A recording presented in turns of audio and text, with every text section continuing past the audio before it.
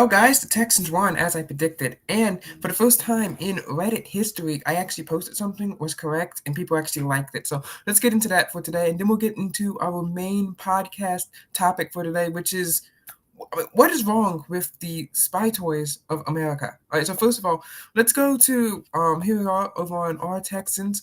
And I said Herbert will have more picks than he has had all season in this game. Texans win. And he had 4 picks. He only had 3 picks in the entire season. So yes, I was right. I was proven right. You guys can go play the song. I said I was proven right. Risk confused. Right. Anyway, so yeah, I was correct. So never doubt me again. And again, as I said in that video, they're gonna win the Super Bowl. So let's keep going. Let's keep going on and on. But nonetheless, we had some more SSALTW articles come out today, and we are releasing a new website domain. Oh wow, we don't have chat. How can we have chat? Hello, Robert Kester, and welcome. You're streaming in from London, right? So thanks for coming. We have a new website that's going up, media.thetechboy.org. It should be going up in a few hours. I just fiddled with the DNS settings a few hours ago. I think it might be 24 hours by now, but I can check. Let me just open up my phone. And that will show us all the links for everything that the Tech Boy is on, including Snapchat. So yeah, make sure you guys go check out that website there. Now, let's get into my main topic for today and also our tech headlines. And also, last week's podcast episode, we had a few interruptions, but they will be going back up soon. But number one topic of discussion, the OnePlus 13 was released, so hopefully you guys can see this on the screen, and we already have some comments coming in, rolling in. Oh, you have a 16 Pro Max. Wow. Oh, wait, no, I don't want to block you. I want to show the comment. Here we go. A 16 Pro Max. Interesting. Kind of sad that you deserted Android, but I'm glad you updated from your, what was it, Galaxy A13. What about your friend? Does she also have the 16 Pro Max as well? Ooh, first house. Wow. Congratulations. Speaking of someone buying their first house, Mr. Who's the Boss finally finished up his studio series spanning 9 videos. He lives in England. So let's go. Yep, the Texans did win. And like I was saying, my prediction, I predicted over here on Reddit that Herbert would have more picks than he had all season. And he had 4 picks in this game, 3 picks in this season. So, yep, I was right. Everyone can go applaud me. I've never actually been applauded for something online before. It's always a bunch of random people over on Reddit or X always screeching or yelling at me. Anyway, we actually made $3 off of ad revenue, so you guys can, all clap for me. $3.69 to be precise. It's really sad. Like, people are like, "Oh my goodness, he's a grifter." Like, I'm sitting here getting yelled at from these random people on the internet. Yep, I do remember. I'm sitting here getting yelled at from these random people on the internet, and I'm not making any money off of y'all. So you guys can sit down and be quiet. Anyway, here is the OnePlus 13. Released the OnePlus 13. It's priced at $899 for the model with 12 gigabytes of RAM and 256 gigabytes of storage. And then the move I've never seen before. This could just be the pre-order thing. That the 16 gigabytes of RAM and the 52 gigabytes of storage, 512 gigabytes of storage, which obviously you should buy, is the same exact price. It's the same price. So if you want that, check it out. I mean, there's no reason why you would buy a worse phone for the same amount of money. It's the exact same amount of money. So guys, if you want it, buy it. Now this phone is really interesting because it's powerful all around. It has the world's most advanced smartphone chip. It has a 6,000 milliamp hour battery, which is 1,000 times bigger than the 1,000 milliamp hours bigger than the Samsung Galaxy S24 Ultra that I have. And I think the battery life, MKBHD said in a review that it should last. And get this, 2 days, 2 whole days. He said he could not kill it in a day. Here my phone is, it's dying in like half a day. Now I did get IP69 and IP68. OnePlus is stepping it up. Really, really doing a great job stepping it up. They used to not have water resistant phones, but now it's $899. The only problem with it is these cameras here, and you might say, oh, they look good. But when we scroll down into the article, right, it is good for social media use because, as you guys know, the problem is that these type of phones have the Snapdragon 8 Gen 3 mobile chip, the world's most powerful, efficient chip in the world for now, for phones, right? But there's no applications being made for it. And we've gone through this multiple times. You guys can go back into podcast episodes. You go into the Play Store right now. The number one app is still TikTok, which that's not TikTok anymore. It's Lemon8, which is TikTok's spin-off app because they're about to get banned by the Supreme Court in the United States, Department of Justice. So unless it gets saved. Ooh, we have a question coming in from the chat. Let's see. Hey, what TV should I buy for my living room? Has 3 big windows near, so mini LED or OLED? That's a good question. Which TVs are you looking at? Because it depends on how much light comes in through the windows. And let's see if I can copy this text in. Let's see, the SD. I'm sorry, this is the S90D over just over 1K new. So this was actually a good segue. So make sure you guys check out the article, go read it yourself. But Mr. Who's the Boss, and you probably won't buy any of these TVs because they're like thousands and thousands of pounds. But Mr. Who's the Boss was actually buying some new televisions for his studio in his house over in the UK, Robert. So if you have the cash, maybe you could check out some of the TVs that we can show in the video if you would like. You can put it in the comment too. But all right, so the S90D is only $1,499. So I don't know what that would translate over to in pounds, but that's what it is. It's a 65-inch television. I think that's what the size ours is. We have a LG television. Depends on, of course, what kind of operating system you like. You got Samsung's Tizen OS versus the LG WebOS versus whatever stick you want to plug into it. But here's the TV, and this is my local Best Buy here. So prices may be different over in the United Kingdom. Let's see what we have. So it's 4K ultra high definition. Found on most modern TV, 65-inch TV. Which I think that's plenty well enough. We do have a window with our TV, but it's covered by blinds, so I'm not really sure how much light does come in. But light does come in through, or would come in through if we didn't cover it in blinds. It has OLED, so it has high color accuracy, perfect contrast, and it is a smart television, so that's good. And it has Alexa and Bixby. I might have triggered it over there. Oh, and I triggered both of them. All right. So it depends what you're gonna be doing on this TV. So it looks like a perfectly good TV. I mean, I'd buy it if I had $1,400 and I didn't already have a television. But when we tap into the full specs, OLED, 4K, I mean, that's perfectly good enough. I'm sitting here watching television shows. I mean, it's amazing that I can actually do this. Watching television shows on my cell phone with Prime Video. So, I mean, my cell phone is kind of 4K, almost.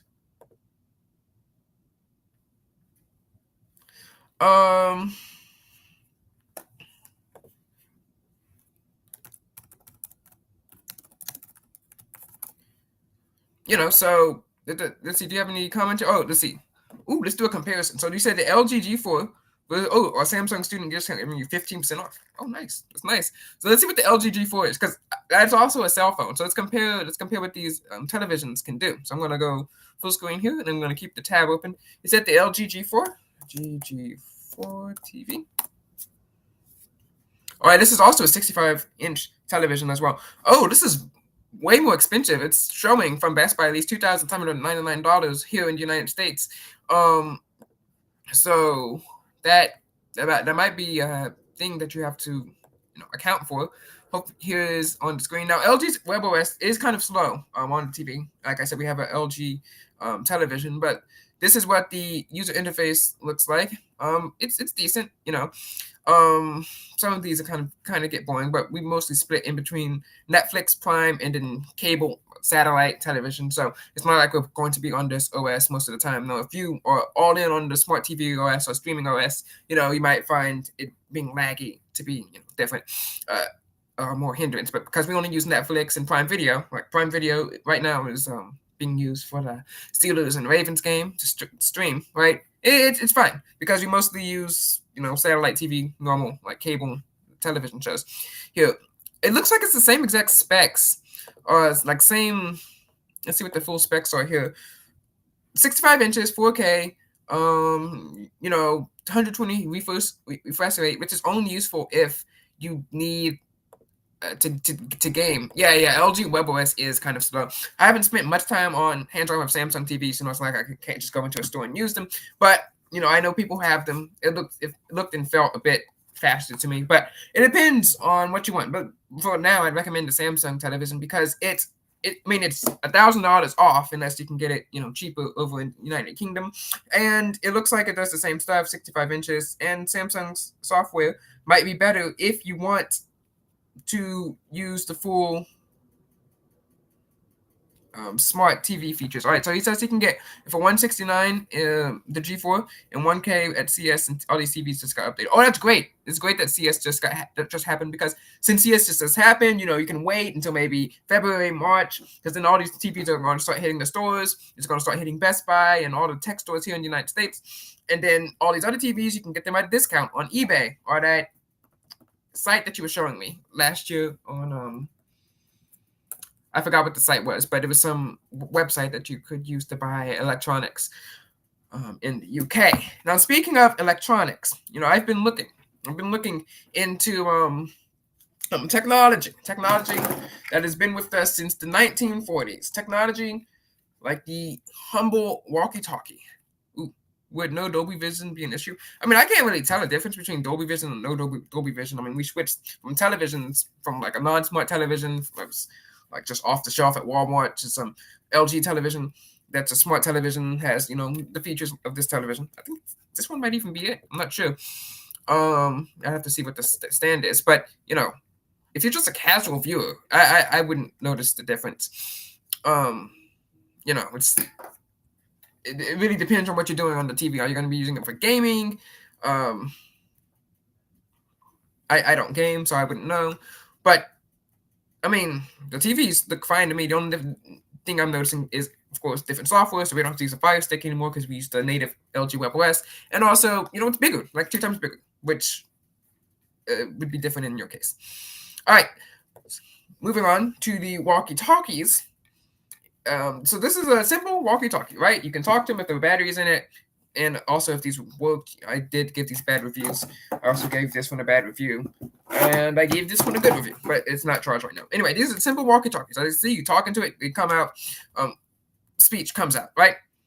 But in 2005, right, there was this company owned by Hillsborough called Tiger Electronics. Apparently, they're famous for making like handheld video games in the 90s, but they were like one-player games, so it's like one game. So like, you want football? It's one football game. You don't get to. So they were kind of like consoles that only had one game in it for $30, like cheap electronic handheld portable games. So in 2005, they released the Chat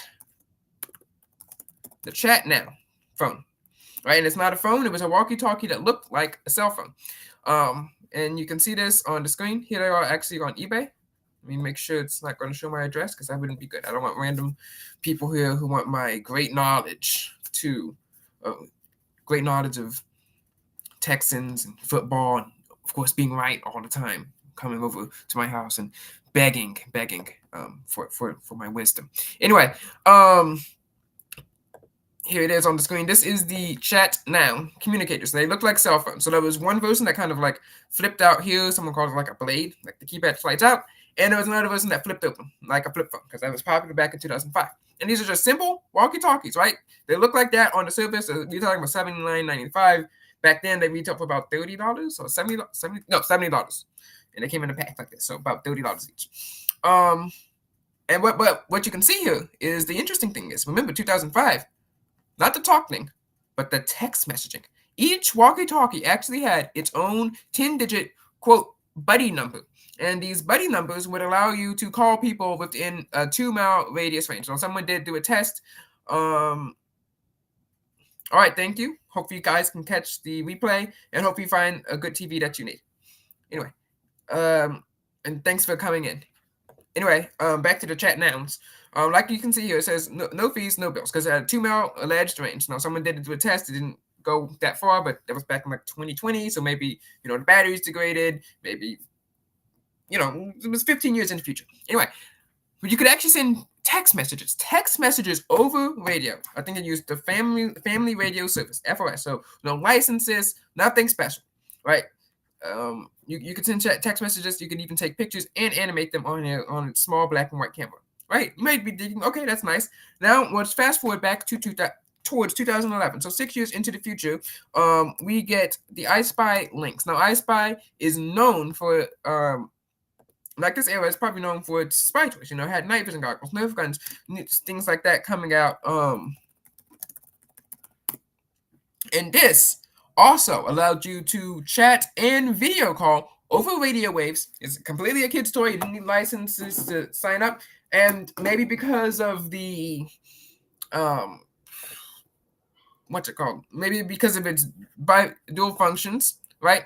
The video call with night vision, which is just a camera with infrared, and you could text and you could call. They had to cut down on the range a little bit, so it's only 500 feet instead of 2 miles. But it's heftier, has a more chunky antenna that kind of looks like the BlackBerry of its day. And this is the iSpy Link's live video walkie-talkies surveillance technology. You could talk into it. It had a headset, and you could chat into it. Look, it has a full QWERTY keyboard. And you might be thinking, okay, that's nice. Now we fast forward to like 2015, 2016. We have these Spy Gear video walkie-talkies. Now, these only have 140-foot range, but they are much, much smaller, and they also double as spy cameras, right? And come on, it's loading. Here they are. You could even buy these. I saw these in Target like 6 years ago. It's 2025, so maybe 7 years ago, right? I saw them in like 2018. So this is the Spy Gear walkie-talkies here. Oh yeah, 160-foot range communication, no texting, but you did have video calling abilities. But you try to look for that now, you won't see anything, like nothing, right? And it's insane that toys like this have not been made. In 2005, we had 2-mile capability to talk, text, and take pictures. 2011, we got talk, text, and video chat. And in 2015-16, we had video chatting abilities, very small, portable. You can hide them. They could also be, spy cameras as well. What happened? Right? And people say that the rise of the smartphone caused people to, not have to need this anymore. Like you could, young people, kids, if they want to play spy, can video call on their smartphone. Well, that's fine. I did my own research. I did my own investigation, right? I went in. I tried to find FCC IDs of all of these toys. I tried to find out how they worked, what kind of frequencies that they use. Because think about it, they were able to sell these to kids for $70 on TV, right? These were in stores. This would have been in Toys R Us, Target, Amazon, back in 2005. They were able to sell these to kids, right? And in 2011, I went back and looked at their old website. And in 2016, I actually saw it in person in 2018. If they were able to sell these and market these to kids, well, we should be able to make them now, right? Like iSpy also released a camera based on the same technology. It had a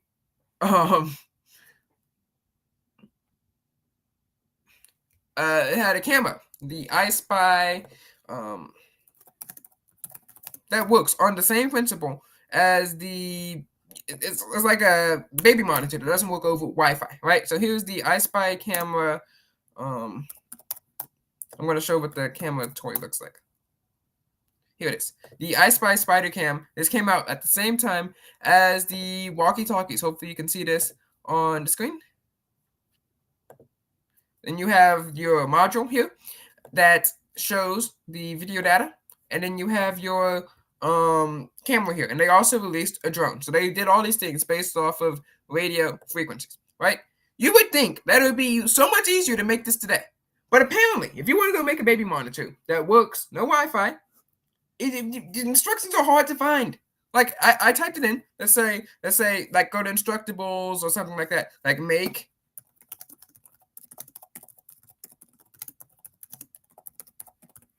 if you want to make a radio control baby monitor, right? I was trying to think, okay, we can do this, and I want to send text over how to send texts over radio frequency. Right, if you want to do this, and you can just search through. Here's Google here. Let me minimize it. So here's my Google search. Right, the only things that you're getting here is some application where you can, and I've showed this on the screen before, where you type in your text from your phone, and then you type it in, and it will translate that text into sounds, and then you'll send the sounds over here, and then someone on the other end will record it with their phone, and they can decode it. Right, we've done that with images, right? But at that point, you might as well just talk into the radio, right? If I wanted to make a small toy like this, right, just take this, take this, take a keyboard, and do that. Apparently, the instructions are impossible to make. If I wanted to make my own baby monitor that's not connected to Wi-Fi, that's not centrally, like, you don't need to connect it to internet or anything, or you don't need to have a Wi-Fi router. You just want peer-to-peer, radio to radio communication. Apparently, that doesn't exist.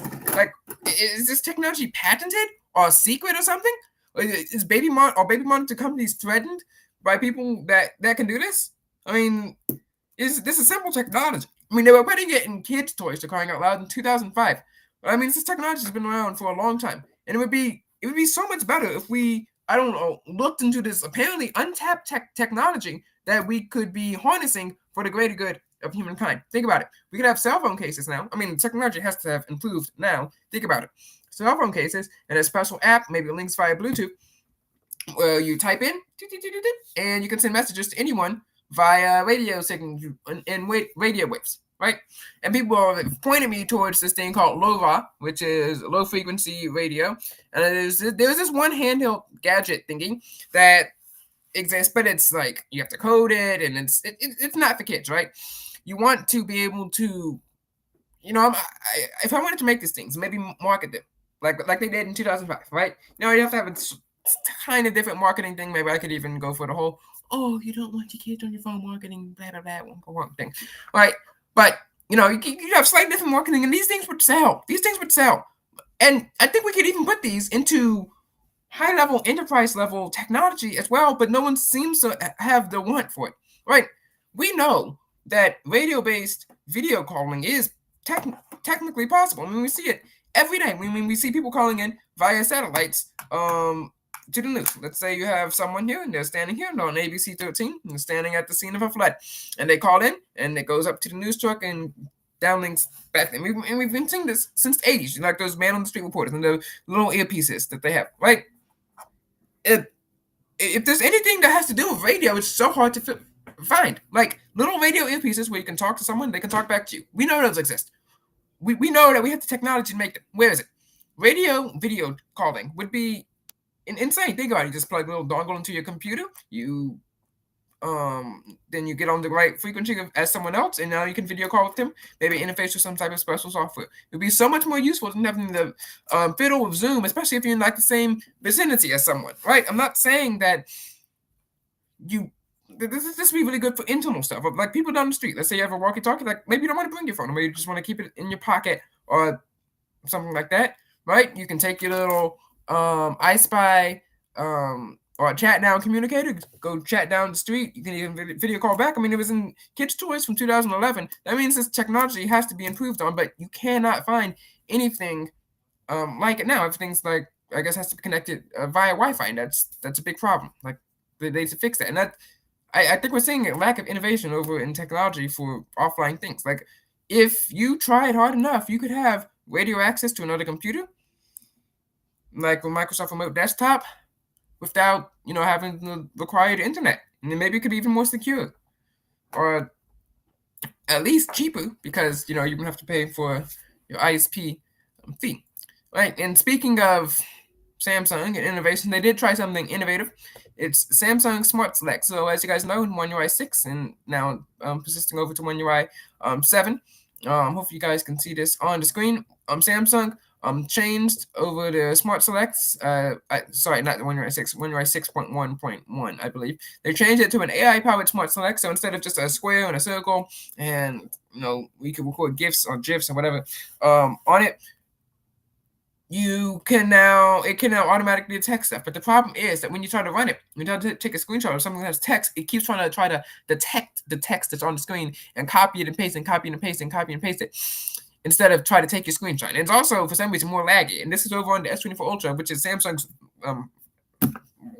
for a few more days, latest and most powerful phone that they have, other than like the Z Fold 6 special edition. But the most powerful phone here in the United States that's not a special edition, right? So hopefully Samsung can get this fixed in One UI 7 beta. This is not just the beta problem, it's a One UI 6 problem as well. Oh, Bixby heard what I'm saying. Hopefully Bixby is okay. Anyway, because it persists on other phones as well. So hopefully they can fix this issue, and it would be great. I'd also like to see maybe the old one come back with circles with the circle, because taking circle screenshots is fun, but you can always crop it down in post.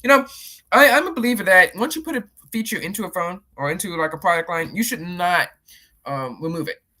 Like Samsung phones used to be able to via NFC tap your phone to someone else's phone here via NFC and transfer files back in 2012.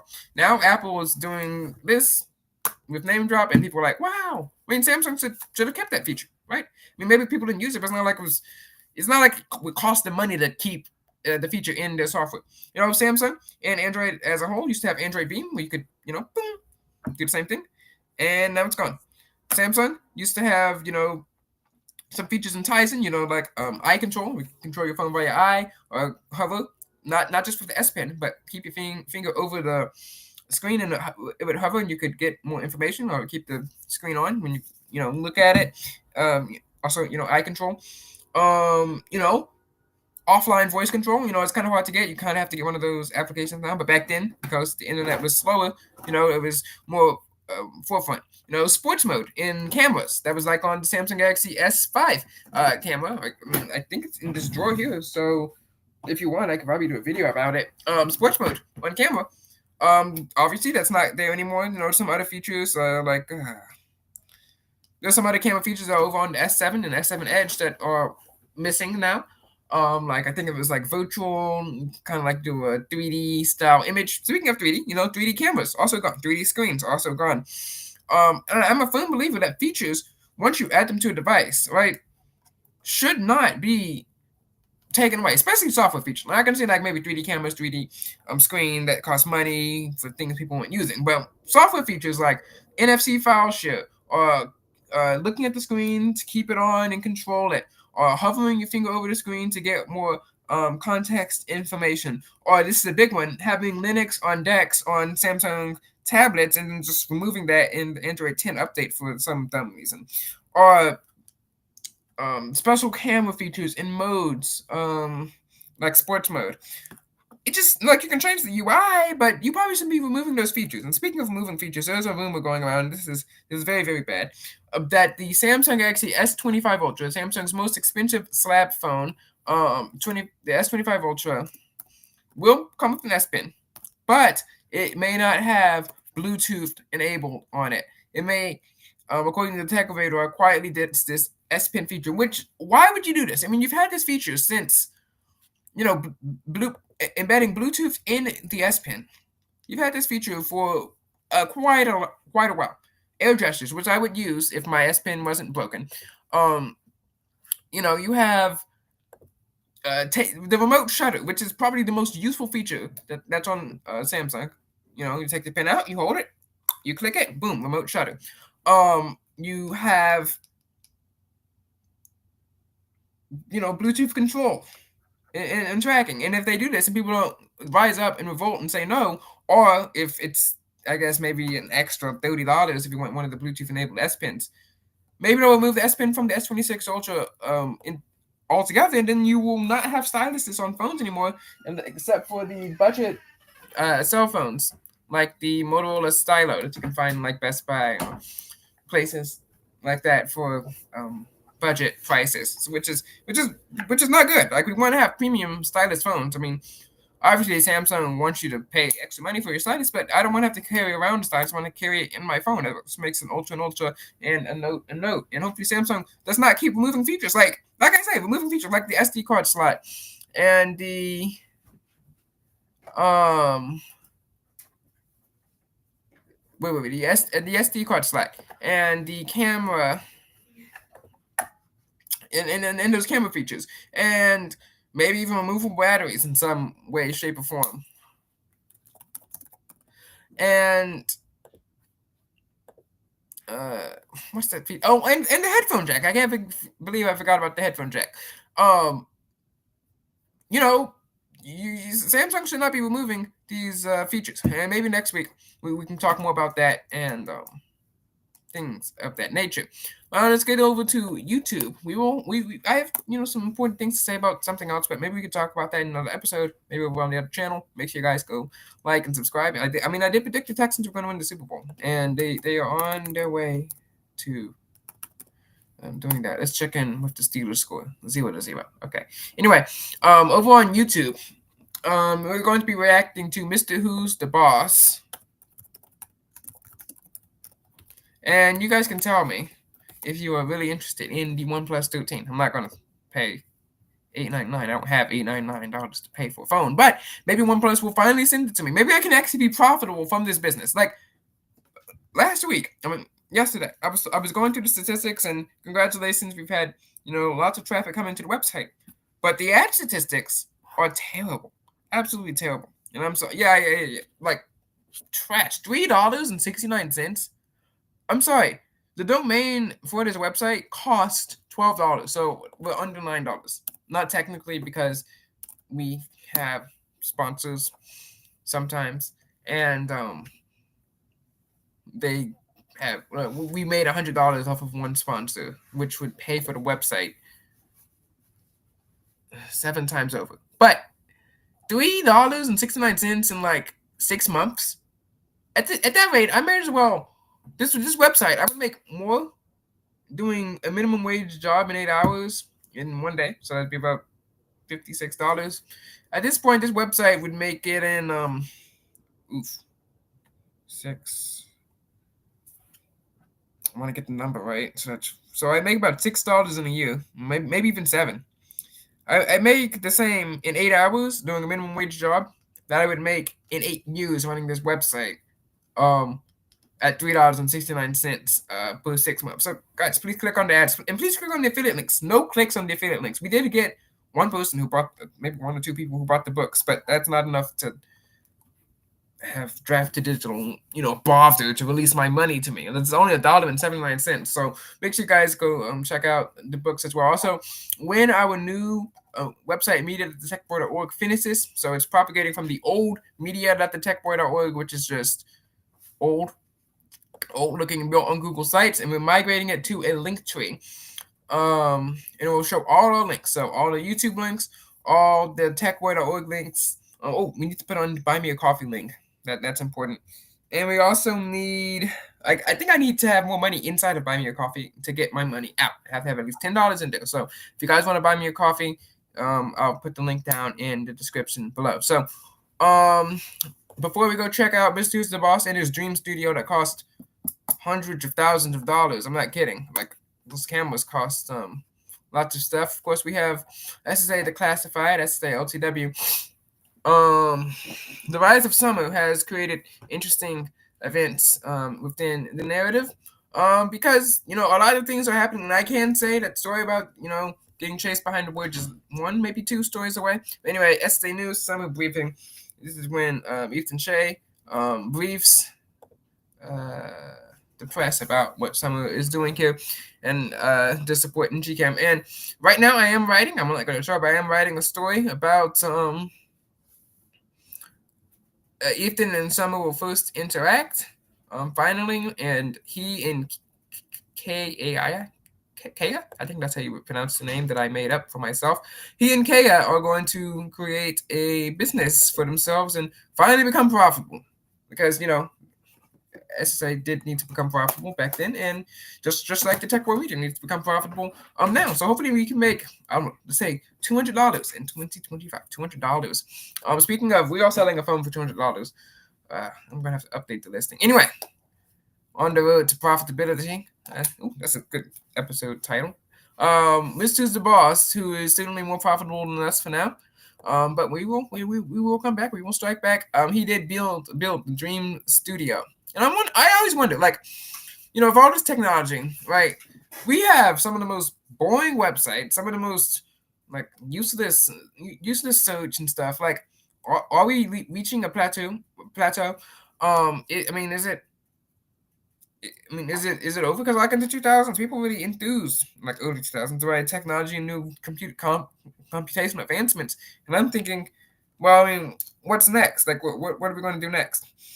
But Mr. the Boss, he is certainly excited, and he's showing how technology can be still used, at least in the background, for more interesting things. And hopefully he stays profitable, because he invested quite a lot of money in this studio. So hopefully you can see this on the screen. Here we have Mr. the Boss, who built his dream studio.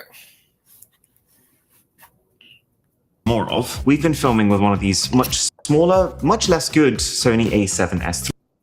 The time has come to build the future of the Mr. Who's the Boss studio. We have one key goal with this. Something that's going to allow us to make more videos than we've ever made, and also he looks like a tech presenter, like not a tech reviewer, but someone who's going out there and presenting a new product that they have released to the world. Hopefully he's going to be releasing new video, radio, walkie-talkies, not those Wi-Fi walkie-talkies that we reviewed that had like a range of 50 feet and they had ad hoc Wi-Fi on them, but video, radio, walkie-talkies, at least a range of 500 feet. I mean, come on, guys, you have to at least match 2011 technology. Better videos than we've ever made. So we've actually got two studios in this new house. We've got Studio A, which is what we're sitting in right now. I want this to be a really similar style of room to what we used to film in. You know, camera, then desk, and then a really cool background. Just, you know, very much upgraded from what we had. And then I do need to upload those pictures, those GNN pictures too.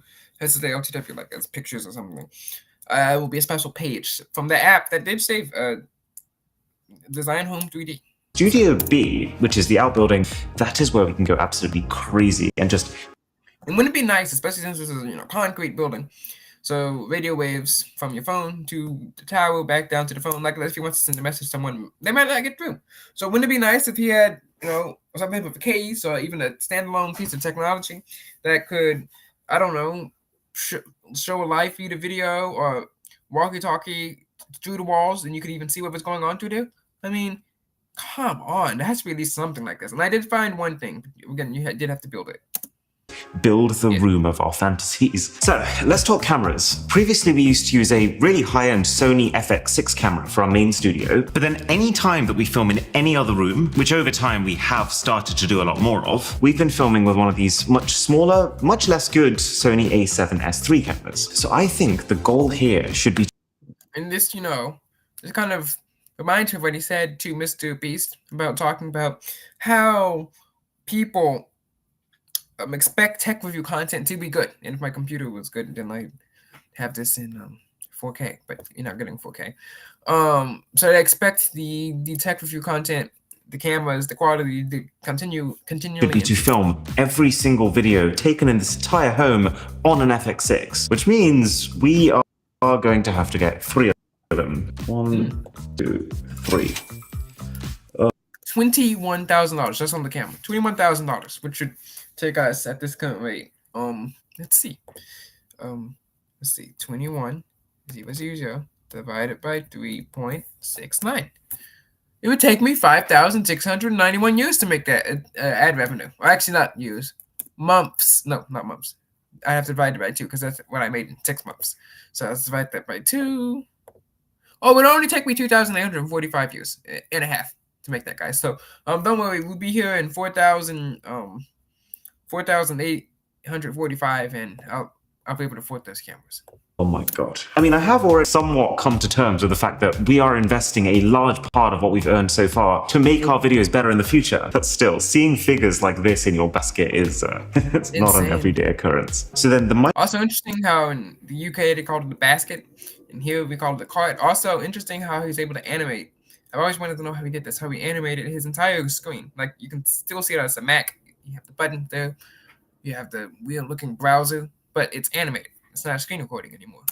The microphone we've been using for a really long time, actually, is the Sennheiser MKH416. It's already a really good mic. And it's actually such a good mic that you probably have noticed the difference in past videos anytime I move from filming in the studio to filming out and about where I'm having to wear one of these little lav mics. Those sound terrible compared to the main Sennheiser one. But the cool thing we can do here, because we're building this from the ground up, is A, get an even better mic, and then B, make sure that each of those mics is pre-rigged up to each of those Sony FX6 cameras that we're getting, which means that any video we film in this house, we can have prime audio quality. Okay, so let's see if there's anything better. There's the MKE600, the MKH418, MKH30. What is up with these names? Part of the... Oh, speaking of names, Dell finally changed their names of their computers. So Optiplex and X360, maybe it's HP, one of the companies, changed their names to Pro, and Pro Max. So, sure, your laptops will sound like iPhones, but you will have better names.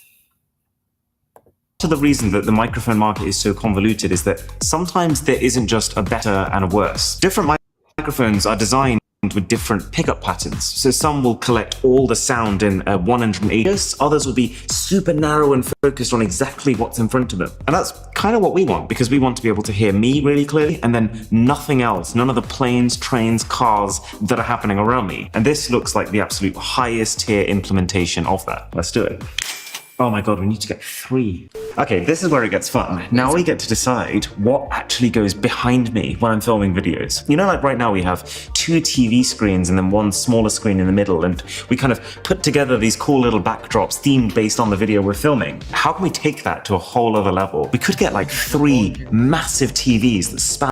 And these were the TVs I was talking about. No, this will be 98 inches. 98 inches, which is 2 inches smaller than the television that Cohort uses in Kids Corner. Speaking of Kids Corner has an election, and Liz loses 76-3, which is just sad. It could not be me. Span the wall, but then you'd kind of lose out on some ceiling height. But what's the biggest TV you can buy? So it seems like it's 98 inches. 34,000 pounds. I mean, if this was our entire... 1,000 pounds. They couldn't even make it 100 inches. Like, it's 2 extra inches. Come on, people. Come on. I mean, who wants to advertise 98? Advertise 100. Background, then fine. But even 3 of those isn't going to come close to covering this wall. Oh, this is interesting. Let's ignore the price for now. So this is a digital signage panel. It's like a TV, but it's more designed for advertising and billboards, I assume. Oh my god. Which makes sense. And also, you probably have to get your own computer to run it off of. They're not going to have any of that smart computer technology, smart TV technology. And it's kind of like, you know, cheap stuff. Well, at least maybe a few years ago, cheap stuff would be dumb, and the kind of mid-range consumer stuff would be smart, and then the really expensive stuff would be like really... Oh my god, wait. I'm just thinking to myself right now. Imagine if we're filming videos and the entire background behind me is screen, and we can just swap it out at any moment for anything. Is there such thing? But he's doing a pretty good job just green screening it and editing it like that. I've always wondered, you know, how they get it to do stuff like a video backdrop for filming. Virtual production. So essentially massive screens designed with exactly this in mind. I mean, this is the kind of thing that like TV shows use nowadays. You know, like The Mandalorian, that was filmed using a massive wraparound immersive display. There's one here called Vue, your creative technology partner for next generation content. Oh my goodness. So they basically have a massive library of virtual environments that you I wonder if you can make your own virtual environment. Like, you take a picture, hey guys, here's my cat, upload it, and there's your own choose from, customize yourself, and they appear across your entire wall. We might be able to do something here that no YouTuber has ever done before. We could film, I think YouTuber's done it before, in all of these places. And because this is... Some of those places look fake, or AI generated. But, you know, it would be nice to film there.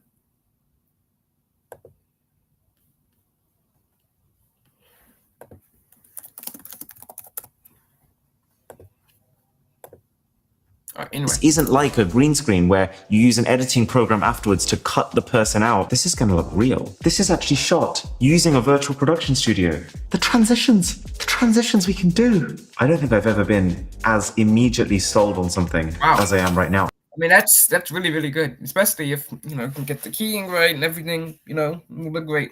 It actually looks better in there than what it actually looks like. And $91,000 already spent. $91,000. I see it.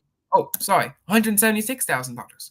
This is the obvious next step in the mysteries of our studio. Oh yeah, this is also where we can fully optimize all our other stuff, like you know, like tripods. We spend so much time fiddling with each individual leg of tripod to make sure our camera is completely level before we shoot. Automated tripod. There's an entire iPad just for a teleprompter. Oh my god, wait. This is everything I've been looking for. It actually just does it on its own. So we could just pre-program a bunch of different heights that we tend to use and never ever touch the legs again. It even works on uneven ground. That is so ridiculously impressive. So let's get 3. In terms of desks, we actually found some really good ones when we were shopping for the office video. The only thing I'm thinking is, you know, when we film, I put a lot of heavy objects on this table that could end up scratching or breaking it. Oh, they actually have an even higher end one. The E7Q. Max load is 300 kilograms. I feel like this is the way to go. We'll get one of these for this Studio A. I feel like Studio B is gonna need something even more extravagant. Oh, also for that office, we bought the steel case gesture chairs. They're actually awesome. I think we'll just get the same brand. I like this chair. Oh yeah, lighting. We used to have one light from this company, Aperture, and $192,000. He's gonna get these lights that kind of do stuff. So let's fast forward through and let's like, do you really want to see him buy stuff? Let's see him install it. And I think the max, the number price in the rest of the room. So he's spending hundreds of thousands of dollars on the studio, and he'll probably make it from maybe 1 or 2 sponsorships. We also have individual chairs. This is too cool. Second studio. Right, so well. He's installing the screen. Everything has changed. We created a brand new floor that allowed us to hide sockets everywhere. We created a new ceiling using this layer of tracking that allowed us to mount acoustic fabric on top to improve the sound. We added air conditioning in the middle of it and lighting. We spent nice of it, though. You know, it is England, so. And 4 months rigging this room up with an industrial quality lighting setup. All finished off with translucent stone panels with, you guessed it, the Mr. Who's the Boss logo banging in the middle. This year. Started. Let's start with Studio A. Now this used to be the garage, which is about the worst room in the house. You know, maybe he should have stayed on the floor and filmed. Like, people still liked his videos when he was on the floor. You could film in, because right in front of us we had this thin metal door that lets every bit of outside noise in and bounces every bit of inside noise back at you, so you get tons of echo. So we haven't actually removed it. We've just buried the thing with about 20 centimeters of rock wool, which is incredibly good for absorbing sound because it's really fibrous. There's a board on top of that, and then even more acoustic paneling on top, as well as on every other inch of the room. The lighting is an even bigger upgrade though. Because we've now got about 3 times as much space compared to the old setup to work with, we've got 2 massive dome lights instead of the one that we used to have. These are way brighter than smaller lights. But it's not just about brightness. The other benefit of having larger light sources like this is that they spread the light so it looks softer on your face. And I actually look pretty for once. But it's all relative. We've got 4 light bars for side lighting compared to the one that we used to. You might have noticed on some old videos this very subtle outline around me. That is from the side light. I thought I was going to say at this moment that his entire studio was green screen and those TVs didn't exist. But it's actually from a special type of light. It's been really good for separating me from the background. So, just as an example, if we turn all the room lights off now, so you see this light on my cheeks and on the side of my face, that's because of these guys. It creates so much more shape. There's a tiny little hair light up here. This is like the cream on the cake for lighting. It just means that you can see the entire outline of my face and the top half doesn't disappear into the background. And then it's all finished off with the dome lights, which are the cake itself. And then this is where we keep all of our spare tube lights. These are basically the easiest, quickest way to light up any room. So anytime that we're filming in a room that's not a studio, that already has all the lights kind of baked into it, we can take 2 tubes from here, we plop them So I don't know why they have to do that. In the room we're filming in, and we are good to go. And then the second we're done, we put them back in this case and they are all automatically charging. Such a good system. The desk.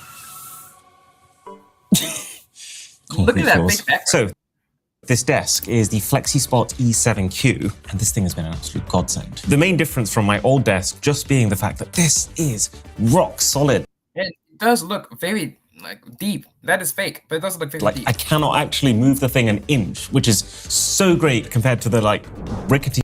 And this is closer to being the $10 million studio that CoffeeZilla has than the one that CoffeeZilla actually piece of has. Cardboard that we used to use to film our old videos on. Plus, the fact that we've managed to go for a way bigger surface than before means that we no longer have to cram everything together when we're testing a bunch of products. We've got the same steel case gesture. Whoa! I need speed ramps around here. Stop me doing. I'm going to say, wait, we're supposed to go into please. it. We've got the same steel case gesture chairs that we have in the office, but since this room is like the Mr. Who's the Boss command center, we got a custom Mr. Who's the Boss version of it. But let's not kid. I wonder if you could live stream tons of cameras and just look at them like a spy around. Just before we get to Studio B, this is really the hero feature of Studio A. This is the VU 1, which is a combination of a massive screen specific designed for filming, so it's very bright, very customizable, and absorbs pretty much all reflections, with a powerful computer sits in this rack here, which allows you to make the most of that screen. So, I wonder what kind of operating system and computer it's running. Let's actually check it out. Let's check it out. VU 1. I wonder how much this thing cost. Probably at least $100,000. So we will not be testing this out unless they have any demos in Houston. This is the VU 1. Oh, this is a small one. Is it on wheels? No, maybe. Let's see. You have a content library you can put on your iPad, which is kind of a sad use of an iPad. Ooh, guys, you can push a button. They changed the iPad chip, but okay. Let's see what kind of operating system the media server is running.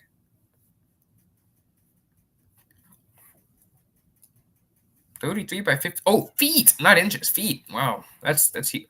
Whoa, he spent $249,000 on this because he doesn't have the mini. He has the real one. That's crazy. $249,000 is insane. Then you have the VU Studio. You better not pay a subscription for this. That'd be wrong.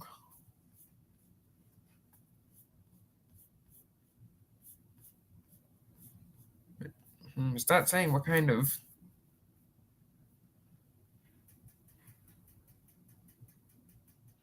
It's not saying what it uses.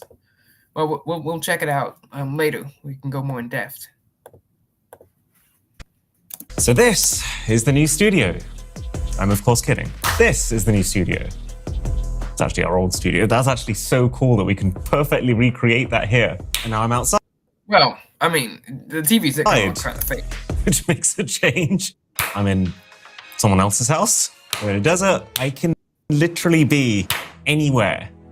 Congrats. Is that an antelope? And this right here is an antelope in its natural habitat. Was that bad? I liked it. Okay, as long as she's happy.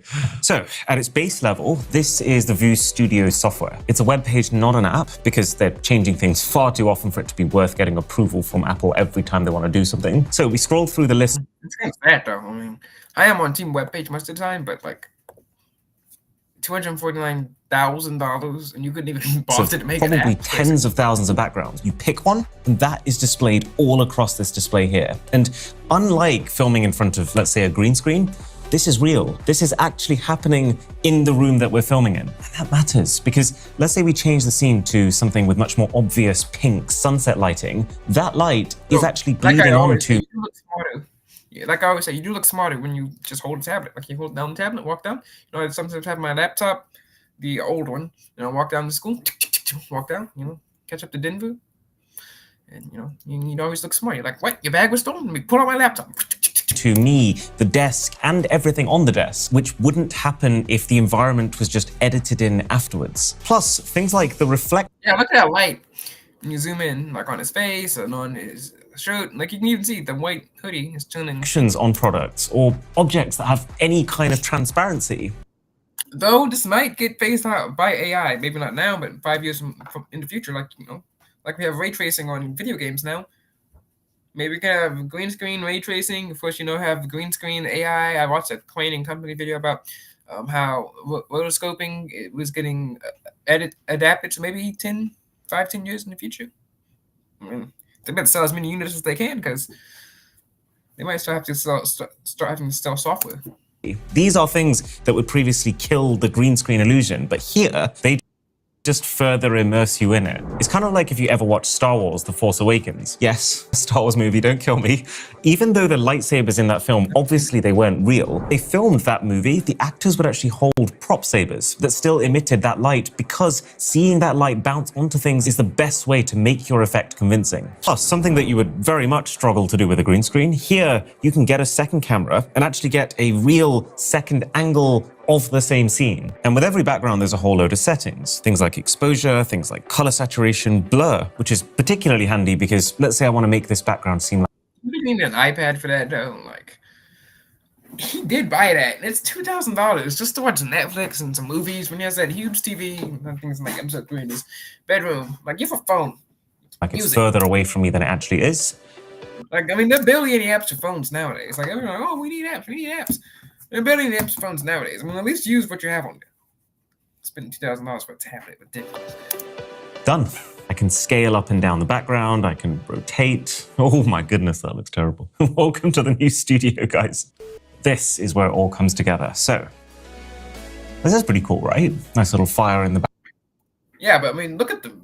You can even see the lines still. Like, what? It looks like when you're trying to send an image of a background. But it's not as convincing as it could be. For that reference, that's when I had the sound effect, and it sent things. You can go check it out on the website. And for love of all that's good, click on an ad. Maybe I'll make $4. Because if there was a fire that big, that close to me, then you would expect there to be not just a little bit of flicker on the table over here, but the entire scene would be flickering, right? So, and those are now orange, so they're bleeding that fire's color onto my sides. Another tap, and the hair light will now match that same orange hue. But even these massive domes, each one can display every single color, so I can even have it on my face. And it's not even just flat colors. There are literally programmable special effects with this lighting. For example, this is a fire mode, and I mean, it's just concerningly good, really, isn't it? Beautiful, some may say. There's one more thing, one little sprinkle of magic. So if I click here, this is Vu's AI. And the idea is that you can use this AI to do everything you could want to on this screen. Let me upload the original Windows XP wallpaper. Yeah. I wonder if it could, just hit like, who's the CEO of the TechBoy? And then let's just ask it to turn it into a seamlessly looping video. So this isn't something we're going to get right on first go. There's a lot to learn. Now he looks like some type of what do I call him? Video essayist, commentary YouTuber. I like those commentary YouTubers like Sunny V2 and King of Nothing. There need to be more commentary YouTubers. I do it, but I don't know. I don't understand what's going on in culture. Oh my god, I like these random TikTokers. Like, first I've ever heard of you is when I watched the video about how you got arrested. I've never heard of you a day in my life before. But now he looks like one of those nostalgia, more like a nostalgia channel. Like, hey guys, today we're going to be going back to 2001, where your computer was plugged in directly to the internet, and any window could hack into it.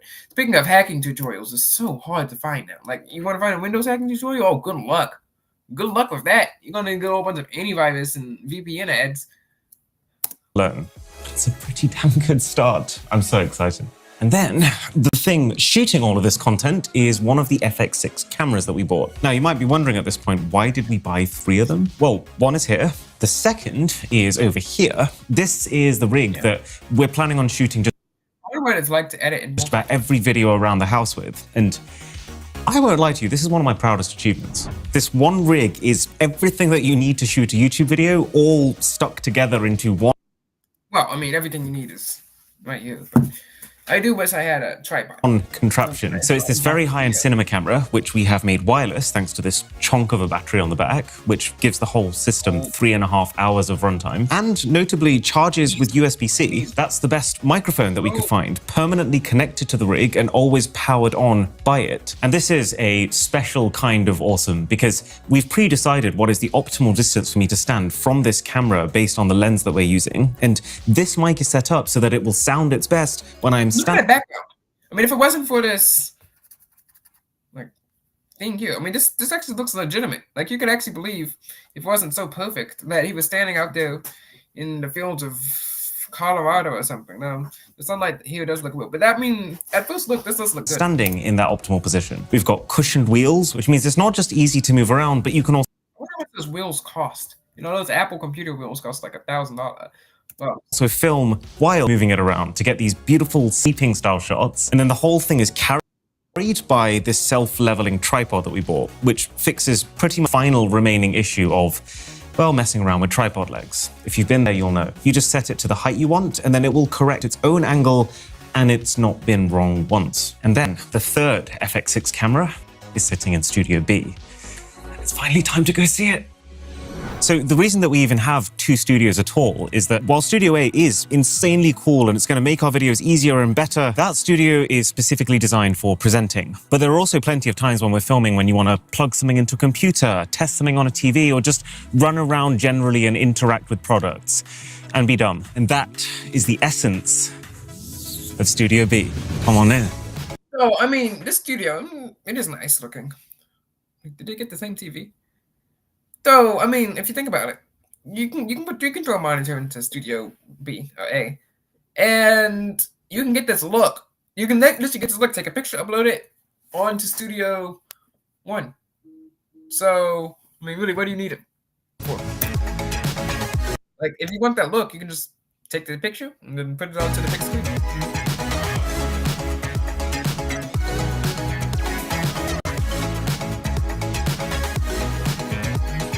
So, there are three things that make this room particularly special to film videos in. One is the lighting. So on first glance, you might look around this room and think, oh, cool, you went and bought some Philips Hue lights. Nuh-uh.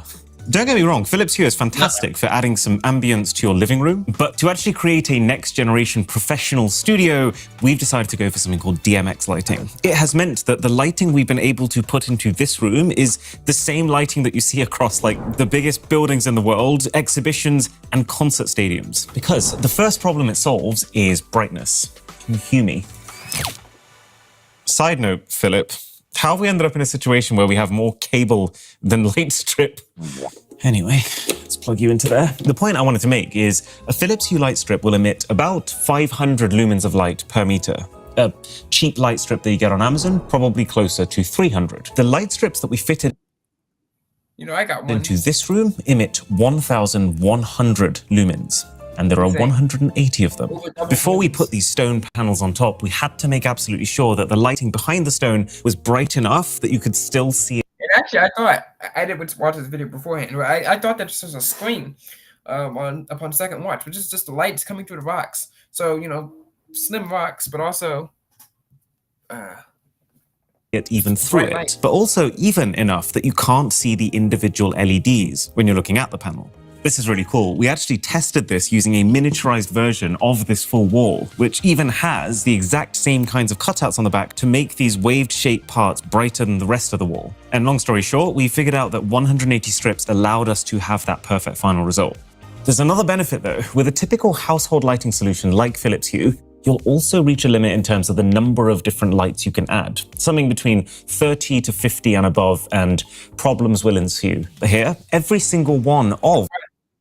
I thought it was going to be like, oh, and then you have to subscribe for more, but maybe it's the electrical system. Those 180 light strips, and the 20 lamps in the ceiling, and the furniture. All of these things are based on the DMX protocol, which means each of them is individually addressable. Every single one can be its own different color, but also every single one can sync together for room-wide animations, which is going to make... It'd be really funny if someone hacked this house and like turned off all the lights from some amazing backgrounds for B-roll shots. And we've hidden away controllers and drivers, which is the stuff that takes in what we're asking this thing to do and converts it into the result, that are very high end, so that the lighting responds immediately to what you do and it animates in a way that is more fluid and dynamic than I think I have ever seen before. Oh, it's just surreal, isn't it?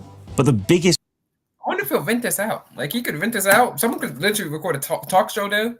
Maybe change that in the logo and post or whatever. Like, here we are. Put the CNN reason logo. That a lot of industry chooses to use DMX is that you can do absolutely anything with it. The interface is not as pretty as Hue, but let's say for one video, we wanted to make it look like it's blue and icy on this side of the room, and it's red and fiery, and there's a real flickering flame racing towards that ice and eating it up. During the video, we could do that.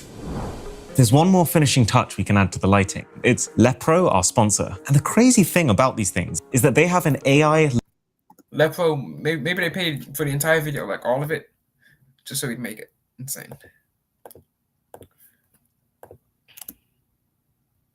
Lighting design assistant, and you just basically tell it what you want. Red and green, for some reason. And then look, instantly, every single one of these lights will change once to mimic those colors. And if you look at this, you can even choose how they display those colors. But because this is AI, you don't have to be as rigid with your commands. So, Christmas party. And You know, it's really funny how it said red and green, and then you said Christmas party, and it's back to red and green, and I guess white. Ooh, I wonder what would happen if you said like United States. Maybe we get some red, white, and blue. Or red, white, it's got the green, it's got the white, it's got the yellow, the red. That is exactly what I associate with Christmas. But the single coolest thing for me has to be the music syncing. So you can get music syncing on basically all smart lights, but they all work in the same way. They use their microphone to basically just reflect the intensity of the music. Whereas these use Lipro's Lightbeats technology to simulate human hearing and actually make them dance the way that you think they should. Link in the description. How does that work? Like, below. Now, the second key pillar of this room is sound. We wanted it to feel like you're walking into a bubble when you come in here. This separate world where all we need to think about is filming. Doesn't matter if the neighbors are gardening, doesn't matter if there are planes flying over. In our old place, we would have to stop filming probably on average once every 20 minutes because of something or another. And I was very aware when planning out this room that this was our one chance to make sure that doesn't happen again. So we got blackout blinds over here, which is useful both to give us full control over lighting, but also these things have an extra layer of material inside of them to cut the sound traveling through them by about 50%. The entire ceiling is fitted with sound-absorbing fabric. We've got fabric on the walls with actually some pretty dense sound-absorbing foam directly behind that fabric. And then finally, this long runner rug, which just helps to take out a little bit of that echo in the space. And that leads me to the final pillar of the room, the gear itself. And while we're on the subject of audio, we finally have a way to test audio. This right here is a very high-end binaural microphone. They finally got one of those things that allows you to put your headphones in. You can test it without, having to say, "Hey, this feels good." Designed to mimic how sound is picked up by the human ear. So all those times where I've tested audio products in the past and I can hear them perfectly because I'm with them, but it's been really hard for you to appreciate them on your end. Well, this, or should I say this, is going to go a long way towards fixing that. I'm really sorry if I freaked you out with that. The camera in this room is identical to the second rig you saw, which is perfect for this space because this is the room where we don't want any trailing wires because all we want to do is grab the camera, wheel it into the position we want, and hit record. And that is also why I wanted to make absolute sure that the central chair can also swivel, because just moving this camera around this room, following this chair, that alone will give us like 20 different filming angles. This LG TV is definitely the largest, highest picture quality TV that I have ever owned. And the benefit... I wonder if it's like the, the TV that he tuned his phone into, that his phone turned into, the world's biggest smartphone. To that is, let's say we're testing a new games console. If there's any imperfections, then with a screen like this, we're going to be able to see them. So it makes this a really good reference area specifically for testing. He won't be testing any new game consoles until at least 2026, unless... Also, I really appreciate how instead of having a wire dangling out the back of the TV plugs into its stand first, which then plugs into the mains, which allows you to make every cable disappear. This is good product design. Then we've got the desk setup. So any keyboards, mice, computer accessories, all of that kind of stuff, we can test here. And that's nice. And let's see, we have